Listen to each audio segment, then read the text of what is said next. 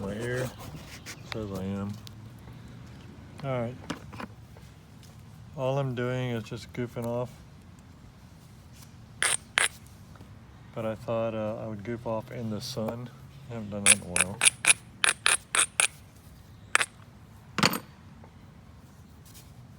And see how that works. See if I can stay in frame with it zoomed in. Don't know.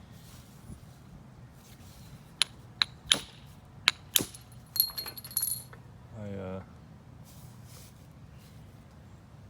kind of had a check swing there from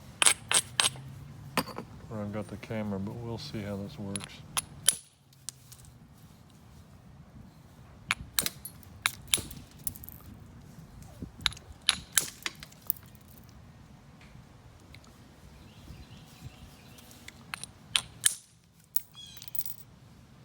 I'm in frame. Not napping with a flip, but that flake kind of went pretty good considering it was my pinky supporting it.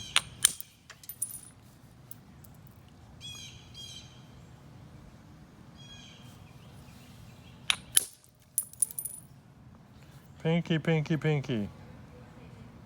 Your pinky is very valuable.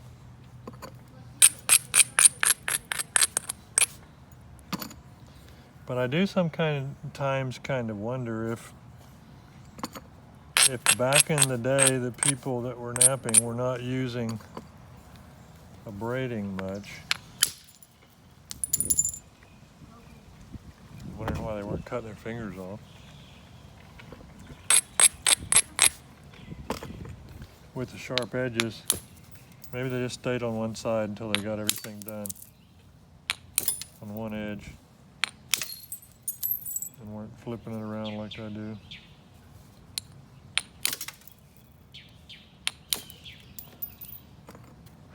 I keep telling myself that one of these days I'm gonna do a video where I try and do everything right, quote, unquote, correctly, you know, by the book. But I never nap that way.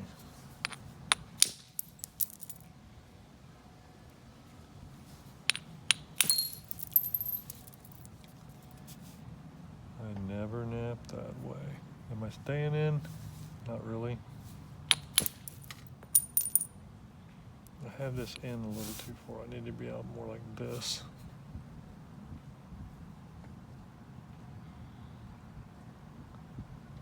Try that. See if I can do that. See, that flake was thin. And since it was thin, when it got into the thicker area, it didn't have enough momentum or energy stored to run through that, so it hinged. A number of different reasons things hinge. Kind of important to know which the reasons are. So you accurately assess what happened if what happened wasn't exactly what you wanted to happen.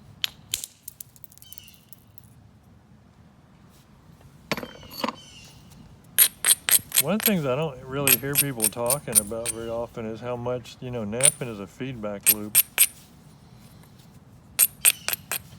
And it's an immediate feedback loop, but you got to be able to interpret it. And I do hear some, and I'm not being critical because I do this too, but it's hard to think and video at the same time sometimes and say the things that are accurate. But a little crack in there, but it didn't go through to there. The thing about it is that one thing that becomes clear if you watch enough video is that there are, and there probably is some too in mine, especially earlier stuff, there's just a lack of understanding as to what's happening. And people will attribute what occurred to stuff that, you know, isn't what occurred. Great, I'm not in frame. All right, look, y'all. I need to holler at me if I'm not in frame. This is all chattering up because I'm trying to think about talking and staying in frame instead of napping.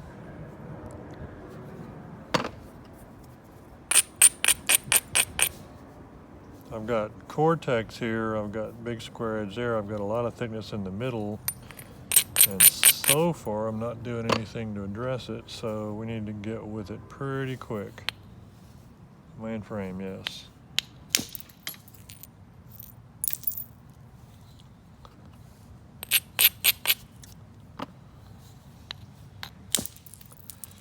But sometimes, you know, when you're hitting at an inward angle, you got to kind of ask yourself, would it be better if I went more up and down and got my deltas, my left areas higher and lower from the center line so that I can. That was another thin flake that hinged because it ran into mass. I don't overly worry about that on a rock like this though, because I mean I'm gonna come in with it. I got to, because it's too thick. So once I lose the thickness, okay. So this is kind of weird. Not exactly your normal platform, but thickness.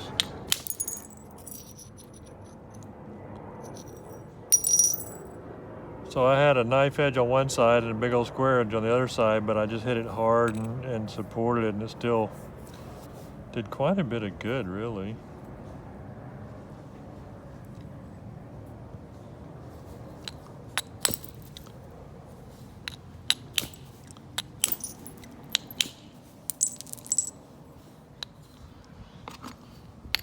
Don't want to do too much with these bevels once you get in this close,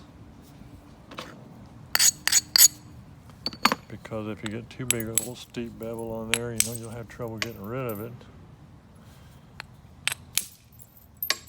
That was turned up, but still hit it in flat.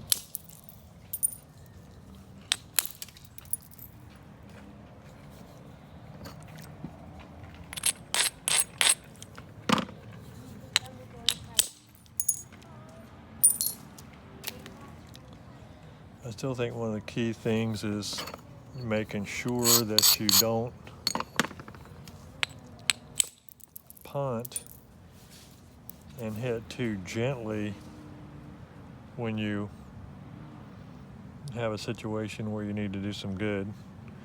Because, you know, if I had just climbed a hill there instead of driving hard into that, then you're making a turtle. And if you drive hard into it, even if it hinges out, well, you got the issue of, okay, so what do I do now? You know, the other edge and you cut it off. Well, that failed because I hit it, overstruck it.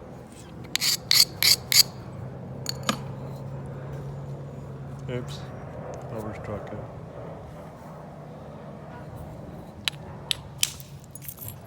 Now it's gone, most of it.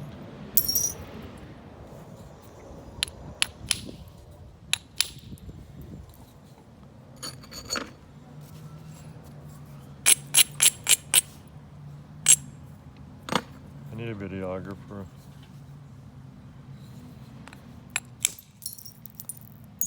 That's most of the rest of it.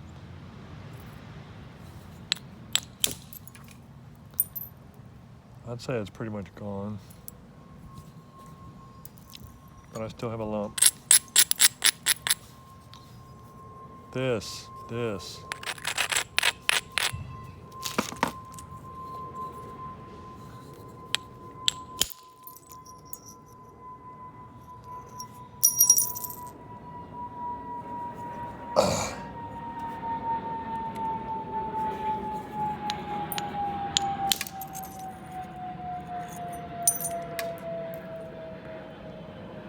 Nothing good here, nothing to hit there.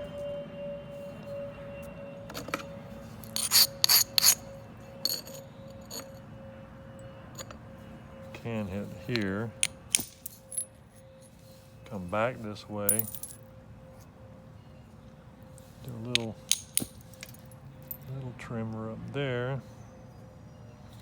But this just doesn't work because, I mean, number one, it's kind of square, but it's real cortexy. So anything you try is likely to make you have something to fix.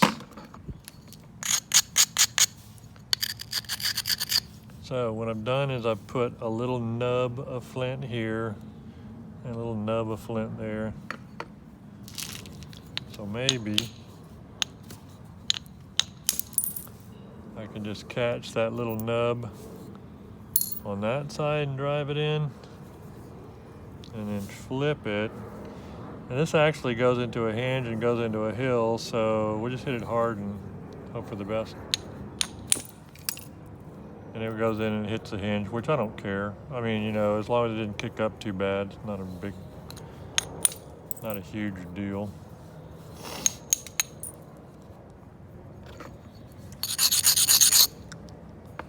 It isn't great, but it isn't horrible. So compounding the thing, I'm gonna hit again into this flat area fairly hard, and it kicks up, and so I'm hinging the crap out of it, right? So you're like, ooh, horrible, horrible, horrible situation, right? Okay, let's see if we can fix it.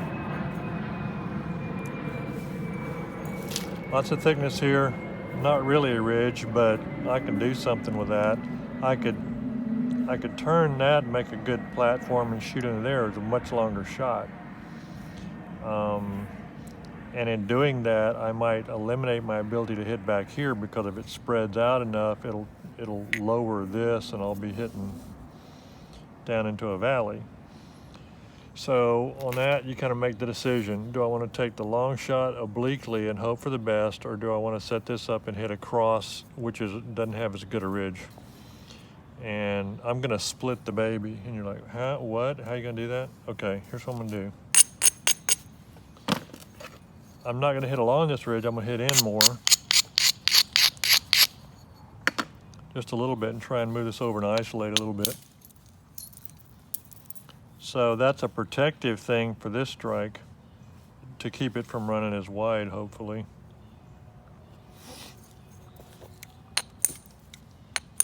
Lowering that just a tiny bit was all I'm trying to do there.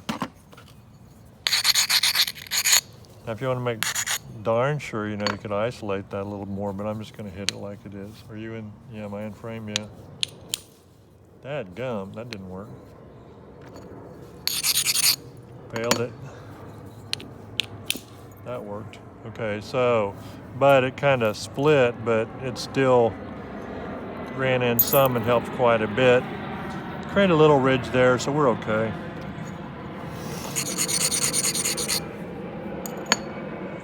But you can see how much it sank. It ran up and down into that. Okay, so, and then there's the rest of the hill, and of course it broke, but not a problem. And you can see this sinks down into here. This is higher than that.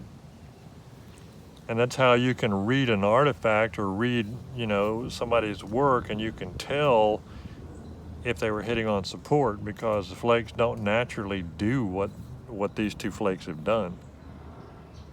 Hopefully you can see that. They won't do it on their own. That one too.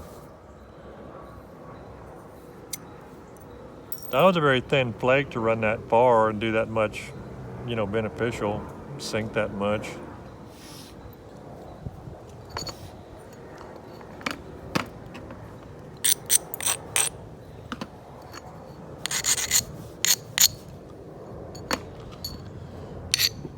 There's just a little hump there that I would like to trim off.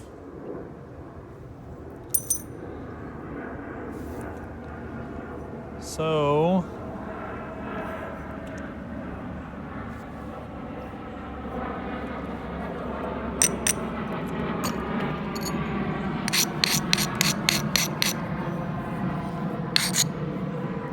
I haven't really said lately. What I'm doing most of the time when you see me use the coarse abrader is I'm not really abrading. Sometimes I am, but for the most part, I'm using this instead of a pressure flaker or a small bopper to isolate or raise or lower edges, or create platforms to do stuff.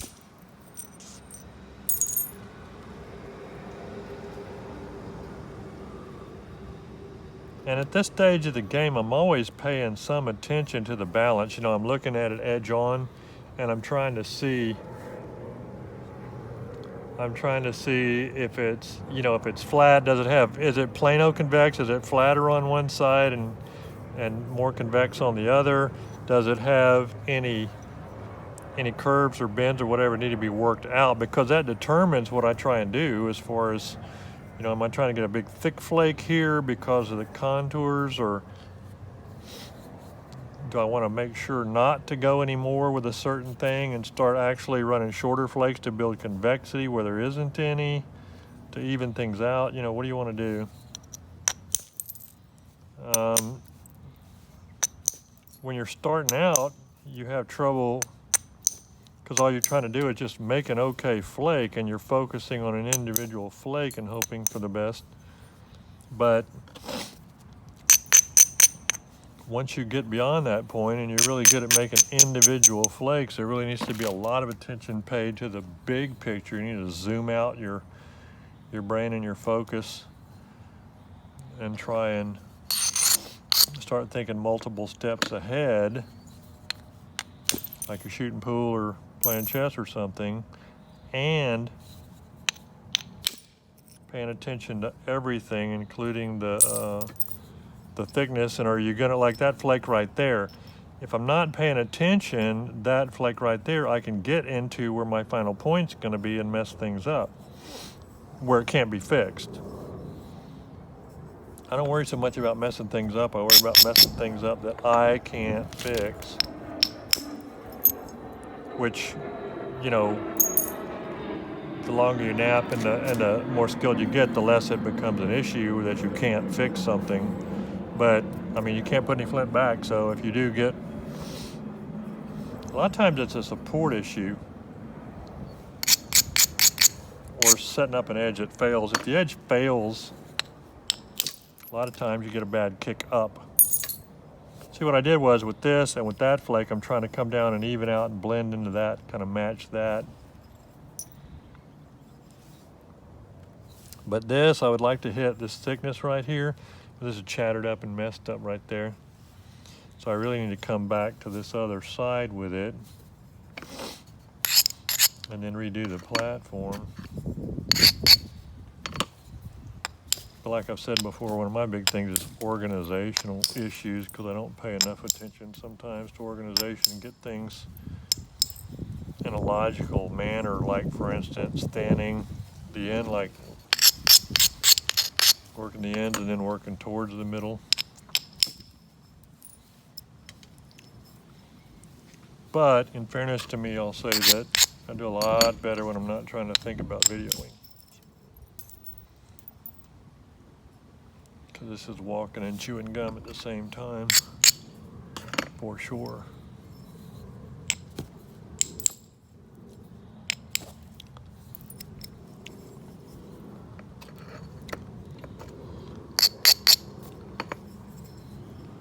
That's pretty good thickness there. So really, this is one of those flakes that needs to be kind of right, and it really isn't set up that well.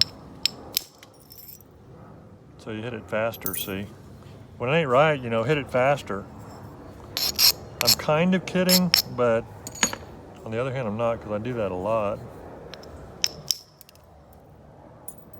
Because you definitely get away with some stuff that you shouldn't when you force the issue on the rock, like that hit. It's when you're really forcing the issue on the rock,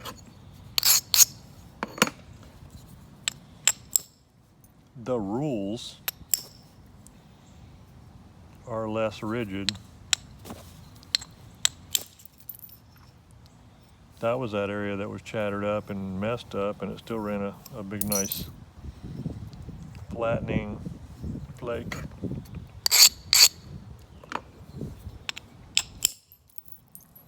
That I lipped it, but that's why it failed and ran short, but it blended in pretty nicely, so actually it was kind of helpful, even though it was a mistake, technically. Still having problems with this thing's over by me.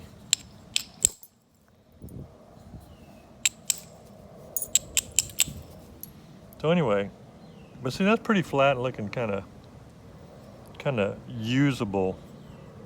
This is a little less so, but not much.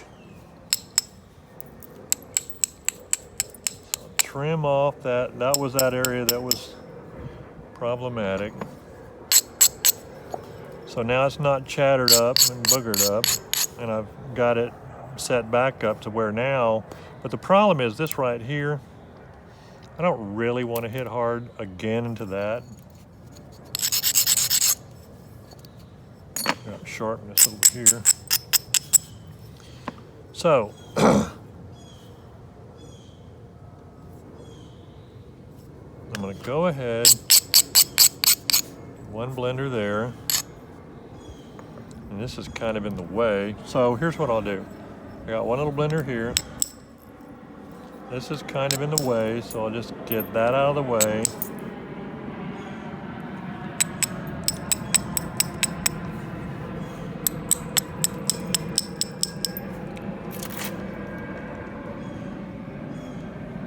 And then scrunch this with the abrader.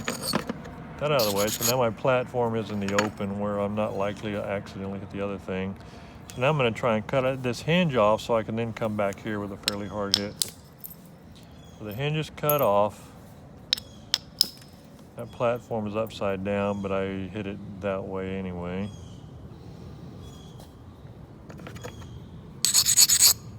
We got another little hinge and a little ridge here, so cut that hinge off. I'm skipping what I was doing to do something else. So I've got a little issue here. That's a little boogered up, so I gotta be careful to hit to the left of it or the right of it. Blend that. Then this is turned the other way. Knock that in.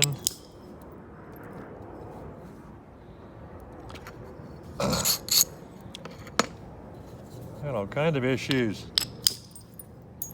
That's all right. I can deal with them.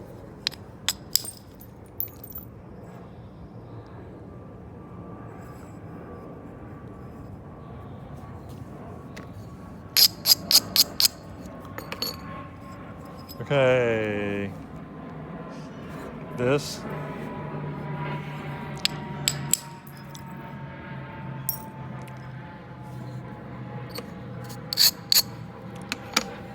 This.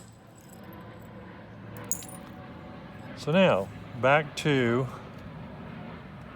this thing. I'm going to try and move that out of the way a little bit, move that out of the way a little bit, because it's kind of critical. And the reason I say that is I have thickness. I got quite a bit of thickness right here. And I got basically one shot. I mean, I got one platform, one ridge. So the plan B isn't there very well. And I kind of blew up that flake. It didn't do great, but it did do good enough. I mean, I did lower this some, it split and everything, but it did help. I would have liked to have had better bragging rights from a wonderful flake there, but oh well. Didn't help my influencer status, but it didn't ruin the point. Okay.